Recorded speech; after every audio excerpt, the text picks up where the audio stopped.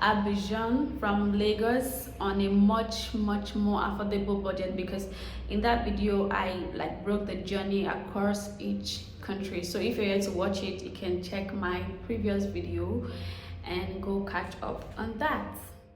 From Abidjan to Dakar is going to take you another 30 hours maybe. Oh, maybe that's a stretch. Okay, it's gonna take you another 27 hours, I think, because you have to go from Abidjan to Korogo, which is like the northern part of the country of Ivory Coast, and then from Korogo to Bamako, and then from Bamako to finally Dakar. Again, I have to say this is going to be a pretty long ride, so prepare your hearts, prepare your mind, most especially prepare your pockets for the immigration.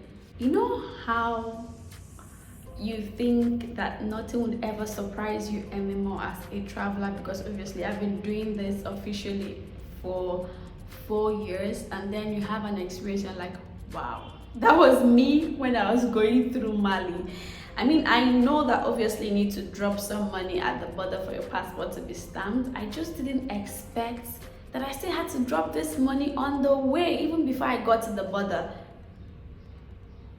I understand giving money because your documents are not complete, but giving money just because of giving money, and they have like official rates, so it's not something you can say, please I have like 2k, or like please I have like 1k, and they will let you go. I mean, in some cases they can let you go, but they will check your passport, check your document, and then they'll tell you 5,000 sefa, and that's it. And there is no reason for you to pay that money. It's literally just a way for them to get money, and if you don't do it, obviously it's going to waste the time of the other passengers, and it probably would leave you behind.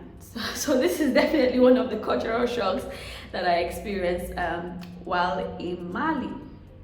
Aside from that, the journey was pretty straightforward. There were several checkpoints and several stops for people that were stopping by either in Bamako or somewhere before Dakar. And oh, I forgot to mention, the reason why it probably took us 27 or 30 hours to get to Dakar was because Dakar has this policy where no public vehicle is allowed to drive after midnight. I had no idea. So we had to stop by somewhere. When we got into the country, we had to stop by somewhere. I think we arrived around 3. We had to stop by somewhere. We waited till 6 a.m. to continue the journey into Dakar. Again, aside from your bus fare, you need to set aside some money to sort the immigration at each checkpoint. It could range from 1,000 sefa to 5,000 sefa, depending on the immigration officer that handles your passports. For my Bamako to Dakar phase, I think my ticket costs 20,000 sefa, and this is because I went through a second party. I had no idea. I went through a second party, but if you were to visit AK Trans, which is the transport company, it will cost you 15,000 sefa. In the next video, I'm going to be giving a breakdown of how much I've spent so far, things I've done, and things I think you should do while here. And for context, I've stayed here a little over 2 weeks. I've done like the Lion Walk. I've even visited Gambia actually, which will be talked about in the next vlog. So you would want to stay on this ride.